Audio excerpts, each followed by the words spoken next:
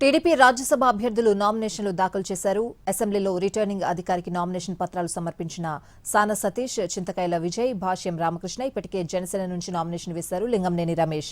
June 9న నామినేషన్ల పరిశీలన ఉంటుంది. నామినేషన్ల ఉపసంహరణకు జూన్ 11 వరకు గడువు ఉంటుంది. ప్రస్తుతం అభ్యర్థులు మాట్లాడుతున్నారు. లైవ్ లో చూద్దాం.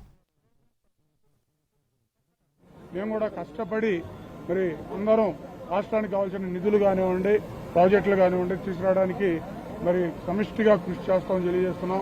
ముఖ్యంగా నా లోకేష్ గారు ఎంతో ఇష్టంతో తీసుకున్న విద్యాశాఖ, మా ప్రొఫెషన్ కూడా విద్య కాబట్టి మరి ఆ విద్యాశాఖకు సంబంధించి సెంట్రల్ నుంచి ఏమేమి కావాలో సదుపాయాలు కానివ్వండి, ఫండ్స్ కానివ్వండి, ఏం కావాలి, ఏ కార్యక్రమం అయినా సరే ముందుగా ఆంధ్రప్రదేశ్కి వచ్చే విధంగా మేమందరం కలిసి కృషి చేస్తామని తెలియజేస్తూ మాకు ఈ అవకాశం ఇచ్చినందుకు మరొకసారి మరి తెలుగుదేశం కార్యకర్తలకి, తెలుగుదేశం నాయకులకి, ముఖ్యంగా చంద్రబాబు నాయుడు గారికి, లోకేష్ గారికి ధన్యవాదాలు తెలియజేస్తున్నాం.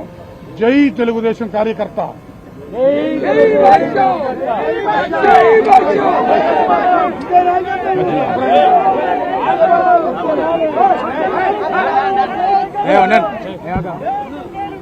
అందరికీ నమస్కారం అండి. ముఖ్యంగా ఈరోజు చరిత్రలో నిలిచిపోయిన రోజు.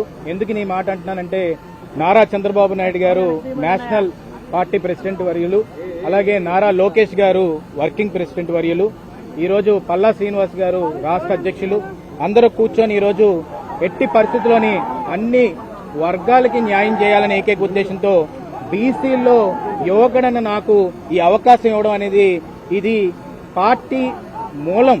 అంటే పార్టీ రూట్స్ ఏంటంటే, ఎన్టీ రామారావు గారు స్థాపించినప్పుడు బీసీలకి అతి పెద్దపేట వేసి వెన్నెముక్కలా నించోపెట్టారు ఆయన.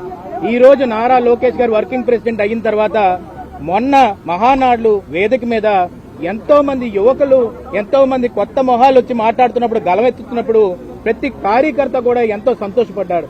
ఈ రోజు నేను కష్టపడినందుకు బీసీ సామాజిక వర్గం నుంచి నన్ను నారా లోకేష్ గారు, నారా చంద్రబాబు నాయుడు గారు తిను పెద్దల సభలో మాట్లాడాలి, తన గలం ఎత్తాలని చెప్పి ఈ రోజు ఆలోచించారంటే, ప్రతి ఒక్క కార్యకర్త, ప్రతి ఒక్క తెలుగుదేశం పార్టీ నికాసైన నిజాయితీ అయిన కార్యకర్తలందరూ కూడా భుజస్కంధాల మీద జెండా మోసిన ప్రతి ఒక్కరూ కూడా ఈ రోజు మా ముగ్గురిని చూసి గర్వపడుతున్నారని చెప్పి సందర్భంగా మీ అందరికీ సవినీయంగా మనం చేసుకుంటున్నాను. నారా లోకేష్ గారు, నారా చంద్రబాబు నాయుడు గారు ఎప్పుడు కూడా ఒకటే ఏంటంటే, కార్యకర్తని తీసుకొచ్చి అధినాయకుడి కింద సింహాసనం మీద కూర్చోపెట్టాలని చెప్పి ఆలోచన విధానాన్ని ఈ రోజు ఇంప్లిమెంట్ చేస్తున్నారని చెప్పి సందర్భంగా చెప్పదలుచుకున్నాను. ఇది అన్ప్రెసిడెంటెడ్, ఎప్పుడూ కూడా చరిత్రలో జరగలేని విధంగా ఈ సెలక్షన్ ఈ విధంగా జరగడం అనేది సంతోషకరమైన విషయం. ఈ రోజు రాజ్యసభ నామినేషన్ కి సానా సతీష్ గారు, నేను కానీ, లేకపోతే భాష్యం రామకృష్ణ గారు కానీ ప్రతి ఒక్కరు కూడా తెలుగుదేశం పార్టీ జెండాని రెపరెపలాడించే విధంగా ముందుకు తీసుకెళ్తాం. ఢిల్లీలోని గలం వినిపించే విధంగా నారా చంద్రబాబు నాయుడు గారి గైడెన్స్ లోని, ఆయన విజనరీ గైడెన్స్ లోని, నారా లోకేష్ గారు స్పీడ్ ఆఫ్ బిజినెస్ అంటారు, స్పీడ్ ఆఫ్ ప్రతిదీ కూడా అథెంటికేషన్ ఉండాలి, మాటిస్తే నిలబడే నిక్తాసైన వ్యక్తి నారా లోకేష్ గారు అని చెప్పి ఈ సందర్భంగా నేను చెప్పదలుచుకున్నాను.